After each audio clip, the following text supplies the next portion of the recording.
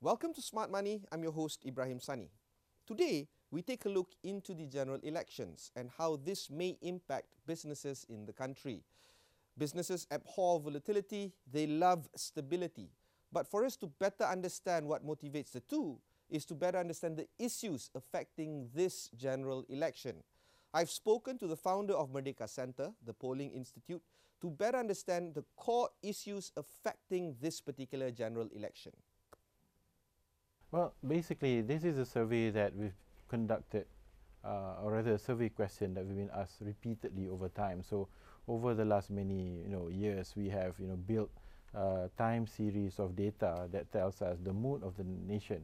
And when we typically try to gauge the mood, we ask the people, do they think the country is headed in the right direction or seriously off the wrong track? And what we see on the chart essentially is the public sentiments towards the situation of the country has taken a severe hit about 2 to 3 years ago, starting with the introduction of subsidy rationalization policies and then followed by the GST.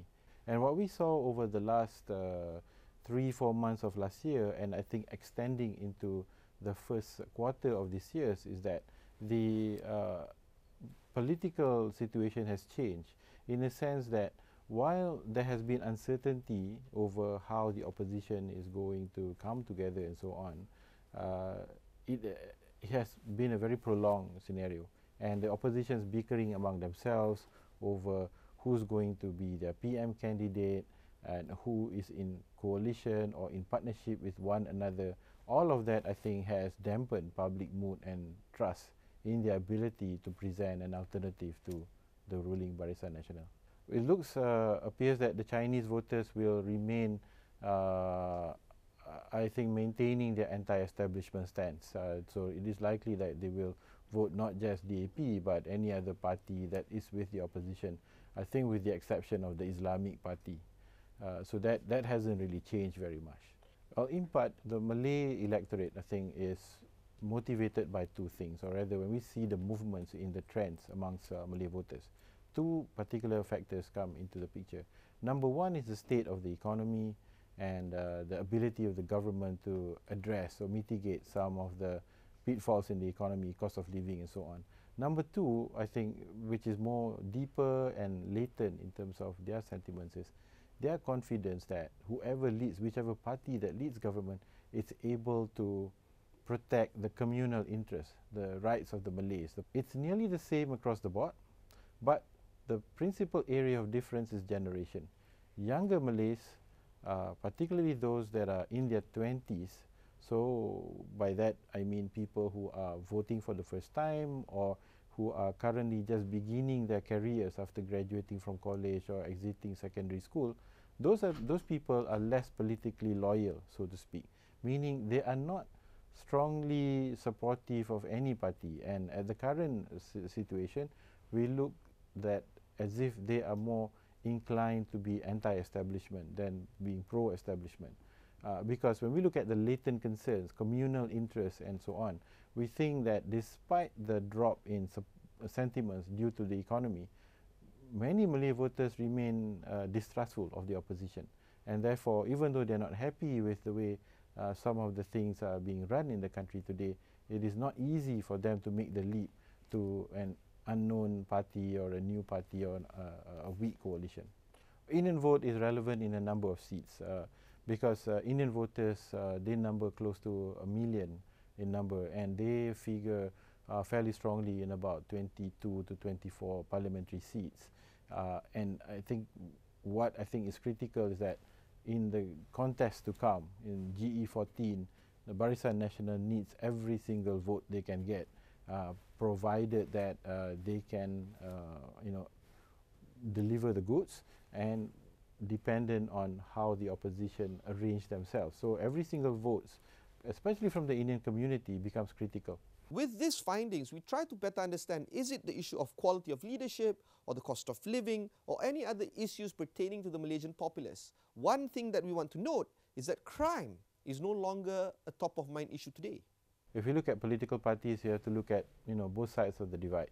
I think first and foremost, one has to be fair and actually attest to the fact that Barisan Nasional, being in power and being, I think, the one with most to lose if things go wrong, I think has done level best in order to deliver some solutions to the problems of the people. And so we've seen this action being done since the last several years, with the introduction of Bantuan Rakyat with BRIM, and then other kinds of incentives and schemes in order to help people, particularly in the bottom 40%. And I think by doing that, they're very clear and keenly aware that the bulk of the support comes from this segment. And the bulk of this segment is made up by ethnic Malays and Bumi Putras from Sabah Sarawak. So the programs are very attuned to that. And so we've seen different waves of initiatives done by Barisan government, starting with BRIM, and then they have the Bumi Putra Empowerment Program, and so on and so forth, expansion of Tekun over the last many years, clearly showing that they understand that this segment is feeling the pinch, and they're trying to show that they're doing something about it. But having said that, the problem is global. It's not just affecting voters here in Malaysia, it's affecting everybody in the developing world, emerging markets. And so what they are doing is basically trying to tamp down what is essentially a global trend. And what we saw from 2008, 2009, it's things like this. It's happening off the back of the rise in commodity prices, or later on the fall of commodity prices, oil prices and so on. So we are basically part of the global economic cycle, and what we are seeing right now is basically the electoral impact of such a global phenomenon. If we look at prospects for the general election, we are, I think, heading towards a very interesting and potentially groundbreaking one, in the sense that never has there been a scenario where the public mood towards the incumbent and so on has been quite low on the account of the cost of living issues, GST and so on. But at the same time, we have never seen the opposition as fragmented and as divided as they are now. So going by the current scenario, one begins to imagine that if the elections are held sooner rather than later, it would be of tremendous benefit for Barisan Nasional. But be that as it may, there are, I think, issues at state level which needs to be resolved.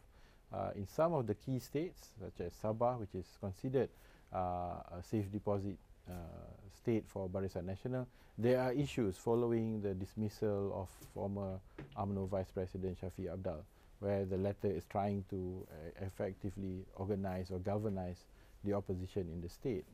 In other parts of the country, there are also weaknesses that needs to be addressed at the local level.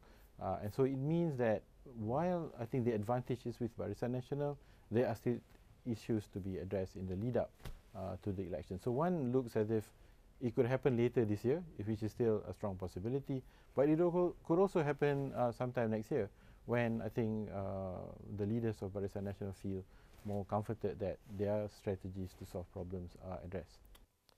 As you can see, Merdeka Center asked a very pointed but very important question to all the respondents. And the question is very simple. Do you feel that the country is heading in the right direction or in the wrong direction? And they spliced this question into various demographies, localities, and other demographic issues. Here is Ben Suffian explaining a little bit more about the issue. Okay, Merdeka Center is a public opinion research firm, and by that I mean we conduct survey research, qualitative and quantitative research, focusing mostly on public policy, socio-economic and socio-political topics. We've been around for the last 15 years, and we've been tracking Malaysian public opinion, particularly on politics, throughout most of that time. Our clients are a whole spectrum of people in Malaysia. We have, specifically politicians, political parties, some people from non-government organizations, universities. We work with universities a lot. Corporates, specifically financial institutions, because they want to know what's going on, how will things be if elections are called and so on, and multinational corporations. So that was my conversation with Ibrahim Suffian of Merdeka Center. I'm Ibrahim Sani. Thanks for watching and goodbye.